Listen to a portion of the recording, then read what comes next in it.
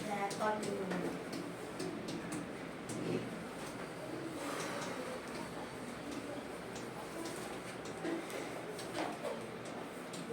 तो हम क्लास 8 में आपका ग्रामर चल रहा है। ग्रामर में हम क्या पढ़ेंगे? टेंसेस। ठीक है, तो टेंसेस आप लोग ने पढ़ा था, तो कितने टाइप्स के होते हैं आप बताओगे? 3 टाइप्स के, प्रेजेंट, पास्ट और फ्यूचर। हाँ, फर्स्ट वन आपका present tense,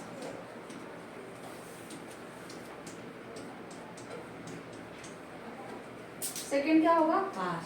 past tense, third क्या होता है? Future tense. Future tense. ठीक है, तो अब हम लोग लेके चलेंगे प्रेजेंट को। मैं थोड़ा सा ओवरऑल आप लोगों को पूछ लेती हूँ, 2 मिनट।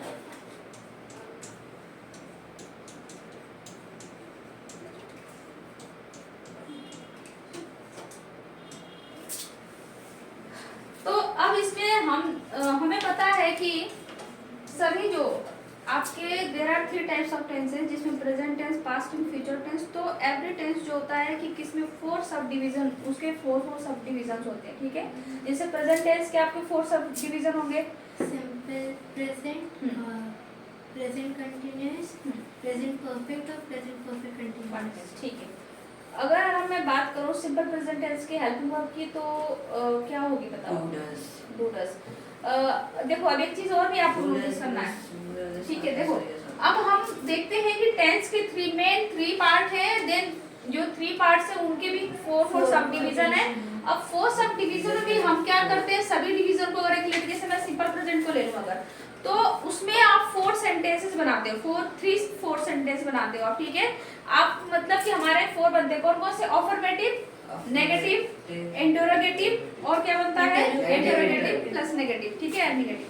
4 तरीके के हमारे क्या होते हैं? सेंटेंसेस बनते हैं। मतलब कि पहले आपको मिस टेंस के टाइप्स में, देन उनके सब डिविजन्स। ठीक है, देन उसके सब डिविजन्स में आप सेंटेंस बनाओगे, क्योंकि टेंस के बेस पे तो आपको सेंटेंस बनाना है।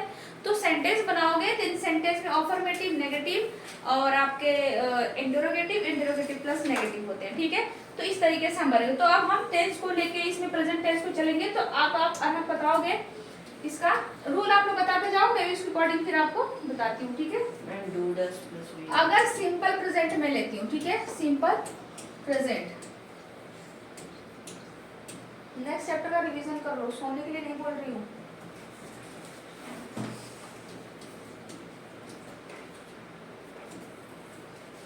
तो इसमें हम 4 सेंटेंसेस क्या करेंगे? 4 सेंटेंसेस आपके बनेंगे, सेंटेंसेस। तो कितने होंगे? 4 सेंटेंसेस। तो अगर मैं 4 सेंटेंस को लूँ, तो अगर फर्स्ट की बात की जाए, सेकेंड एंड थर्ड, फोर्थ, तो इसमें वो बनता है कि आपका अफर्मेटिव, क्या बोलते हैं उसको? अफर्मेटिव।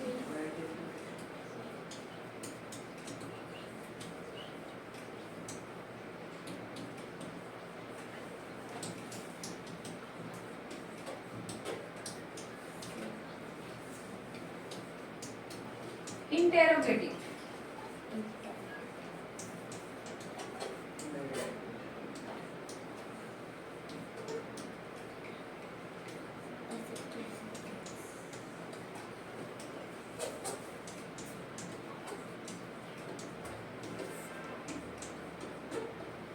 ठीक है, आपके 4 सेंटेंस हो गए। अब इन्हीं में हम क्या करेंगे, इनके जो है रूल्स अप्लाई करेंगे और इसके अकॉर्डिंग हम स्ट्रक्चर पढ़ेंगे। ठीक है, तो जब आप अफर्मेटिव सेंटेंस पढ़ते हो, मींस की पॉजिटिव सेंटेंस जब पढ़ते हो, तो उसके क्या रूल्स होते हैं प्रेजेंट, सिंपल प्रेजेंट में।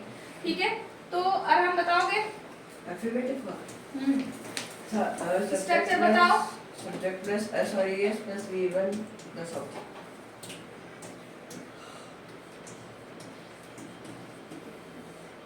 इसका अगर मैं स्ट्रक्चर की बात करूं, तो क्या होता है स्ट्रक्चर? सब्जेक्ट प्लस आपका यस कैसे, हाँ वर्ब V1 प्लस यस या यस लगेंगे उसके साथ। ठीक है, V1 तब आपका लगेगा ही ये यस है, यस तब लगेगा जो सब्जेक्ट क्या होगा, बस सिंगुलर होगा प्लूरल होगा? सिंगुलर सब्जेक्ट, हाँ, प्लस आपका ऑब्जेक्ट। ये आपको होगा स्ट्रक्चर। ठीक है, तो इसमें आपका यस है, यस का रूल तभी फॉलो होगा जब ये सब्जेक्ट आपका क्या होगा, सब्जेक्ट 2 तरीके से होते हैं, singular subject and plural subject, ठीक है। तो ये सिंगुलर सब्जेक्ट के साथ अप्लाई होगा, यस या यस, इसके साथ नहीं होगा, ठीक है। ये चीज याद रखना आपको। तो जैसे आप कोई एग्जांपल इसके लिए लिखो तो क्या हो सकता है एग्जांपल, जैसे बोलो आप लोग। She plays cricket. She place cricket, वह भी हो सकती है, ठीक है। जैसे मैंने बोला आई, इसी को अगर बनाना हो सब्जेक्ट आप चेंज हो गया, आई प्लूरल आ जाता है ना, आई प्ले, तो यहाँ पे ऐसे यस रूल फॉलो होगा, क्रिकेट, ठीक है। ये हो गया सिंपल प्रेजेंट चल रहा है, ठीक है। अब इसी के बाद चले अगर आप नेगेटिव, तो नेगेटिव के लिए क्या रूल हो जाएगा आपका? अफर्मेटिव वाला ही होगा, बस बाद में नॉट आ जाएगा। इसमें एक चीज और बदलेगा बच्चे, वो हेल्पिंग वर्ब भी आ जाएगा डूडस वाला। पहले इसका हेल्पिंग वर्ब ले लो, फिर इसके बाद इसका मेन वर्ब लेंगे हम, यहाँ पे स्ट्रक्चर बनाएंगे, ठीक है। हेल्पिंग वर्ब क्या होता है इसका? डू, डस, और मेन वर्ब में क्या होगा? V1 होता है इसका, ठीक है। अब यहाँ पे डू डस लग गया ना जब नेगेटिव सेंटेंस, तो यस है यस नहीं लगेगा, ठीक है, क्योंकि डू डस का जगह तो वही ले लिया, डू डस, सॉरी यस है यस की जगह, ठीक है। यहाँ पे देखो यस आ गया, यहाँ पे यस, तो वो आपके हेल्पिंग वर्ब में कन्वर्ट हो जाता है, ये ख्याल करना। अब स्ट्रक्चर क्या बनेगा इसका? सब्जेक्ट प्लस हेल्पिंग वर्ब, ठीक है। हेल्पिंग वर्ब मतलब कि डू डूडस और does plus not plus main verb verb plus object.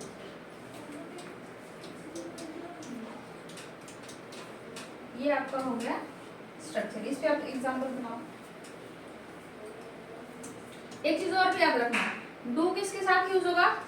Do and does, do plural के साथ और डस सिंगुलर के साथ। हाँ, सब्जेक्ट में दो होंगे, singular subject and plural subject. तो सिंगुलर के साथ क्या होगा? डस, एंड प्लूरल के साथ क्या होगा? डू। ये आपको याद रखना, ठीक है। अब इसके बाद अब बताओ example. He does not cook.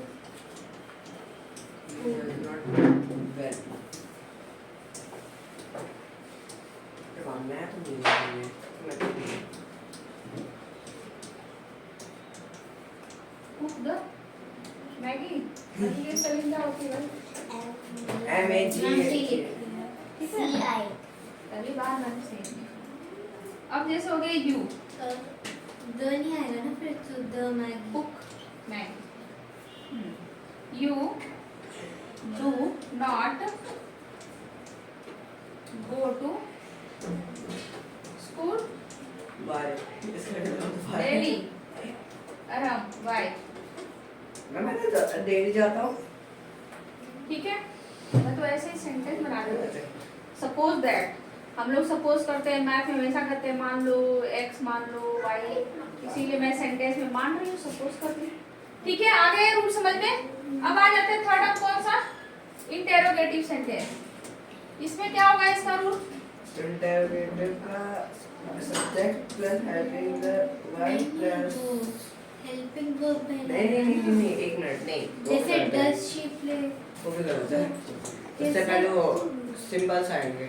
नहीं, कौन से सिंबल? हाँ हेल्पिंग वर्ब। इंटेरोगेटिव के जो आपके मार्क बोलेंगे उससे क्वेश्चन मार्क बोलेंगे।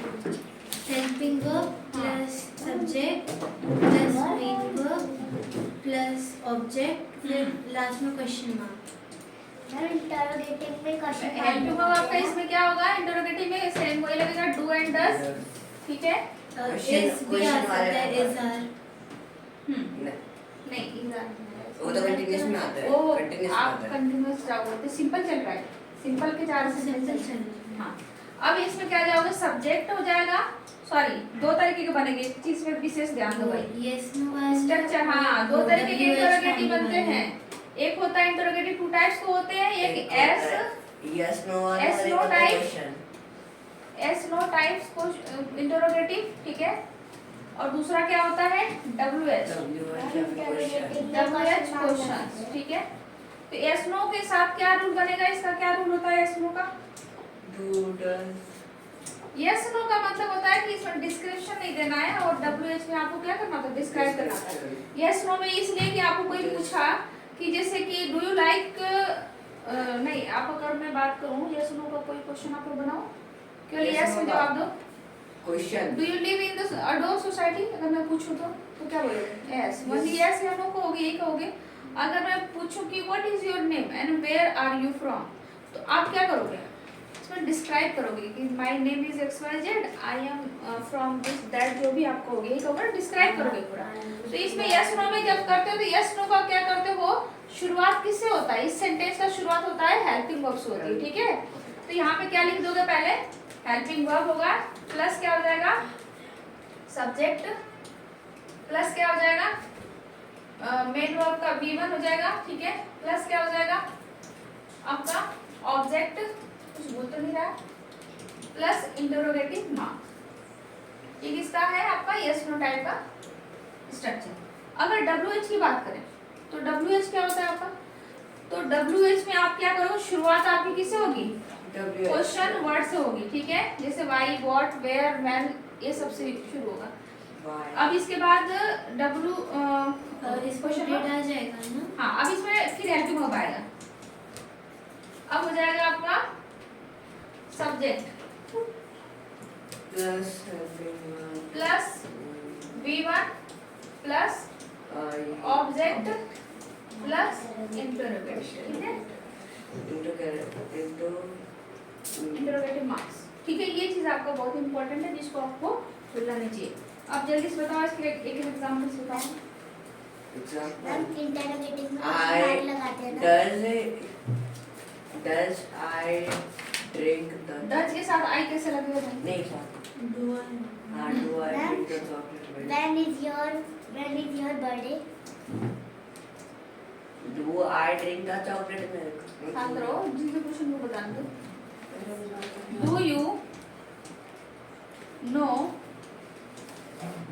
English? Yes Yes ma'am. Absolutely right. Why do you know English? पढ़ने के लिए और आगे चल दिए जॉब पाने के लिए। Why do you learn English? हम बहुत है। बताओ Pratik. Why do you learn English? Tell me what is your purpose to learn English? Ma'am क्योंकि आज के ज़माने में कुछ भी इंग्लिश के बाद ना कोई what is the importance of English? Ma'am I have no idea. Ma'am एक सेंटेंस बताओ। तेरा कुछ नहीं ठीक है, इस तरीके से हमारे क्या बनेंगे क्वेश्चन। तो यहाँ पे W एक क्वेश्चन वर्ड पहले आ गया आपका, बाय व्हाट, ये हेल्पिंग वर्ब पहले आ गया, तो दोनों रूल आपके मिल गए। इसके ऊपर ऐसे क्वेश्चन बनेंगे, ठीक है। अगर इसमें नेगेटिव लगा देना, इंटरोगेटिव नेगेटिव दोनों साथ में लगाने, तो क्या करोगे फिर, व्हाई डू यू, अगर व्हाई डू यू नॉट, हाँ यहाँ पे नॉट यहाँ पे लग जाएगा आपका नो इंग्लिश, तुम इंग्लिश क्यों नहीं जानते हो, why do you not know the English, virus न फैलाओ, don't spread the virus, Do you not know English? Why do you not, No व्हाई English. Do you not know not speak English, क्यों नहीं जानते हो, क्योंकि हमें देसी देसी इंग्लिश क्यों नहीं जानते हो, और ये भी होता आई है, एम इंडियन। क्या तुम इंग्लिश नहीं जानते हो, और क्या तुम इंग्लिश तुम क्यों नहीं जानते, दोनों का अर्थ ये निकलता है, Because I am हमें इंडियन रहना है। because I am Indian. Because my मातृभाषा, हमारी मातृभाषा क्या है, Hindi, Hindi, English, math, science, Sanskrit. Ayan ने क्या लिखा था, मातृभाषा, मैंने कौन सी भाषा आ गई, मातृभाषा, हाँ मातृभाषा को मातृभाषा लिखा है। राष्ट्रभाषा। और मैंने बोला कि एक है ना उसमें भाषा है जो कि कम्युनिकेशन जो है कि दो कंट्री के बीच में कम्युनिकेशन कौन सी भाषा में की जाती है, तो लिखे तो कोई लिखा है टेलीफोन से, कोई लिखा है हिंदी में, और कोई क्या तो लिखा था कि पत्र से, ऐसे बताओ, ऐसा मतलब चारों ने अपने चारों आंसर ऐसे दिए विचित्र तरीके से, लैंग्वेज बताना था तो सब करा पत्र से, मैम हम पत्र भेजे करते हैं, और कोई करा टेलीफोन, उसने मोबाइल से लिखा था सोशल में, और बाबा ने लिखा था पत्र से, नहीं आया ने लिखा था पत्र से, उसने क्या लिखा था उसको मैं देखी, बताओ ऐसे ऐसे तो महानुभव है हमारे क्लास में, सोचो सोचो। चलो ठीक है, अब आपको प्रेजेंट ये समझ में आया ना, प्रेजेंट सिंपल पर से आप कंटीन्यूअस पे चलते हैं जल्दी से।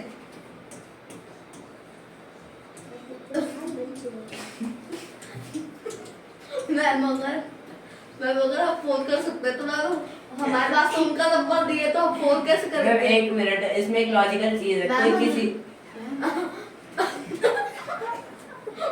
मैम हमारे पास तो किसी ने उसका नंबर ही दिया है। मैम एक मिनट, कोई पागल प्रेजेंट है, वो आ गया इंडिया का, जो 10 टेलीफोन से बात करेगा, बीच में कम्युनिकेशन के बीच में टेलीफोन करता। और हम टेलीफोन से बात कर करके देखो इसका बताओ प्रेजेंट कंटीन्यूअस टेंस का साथ रहो, बहुत हो गया। Subject plus is M R plus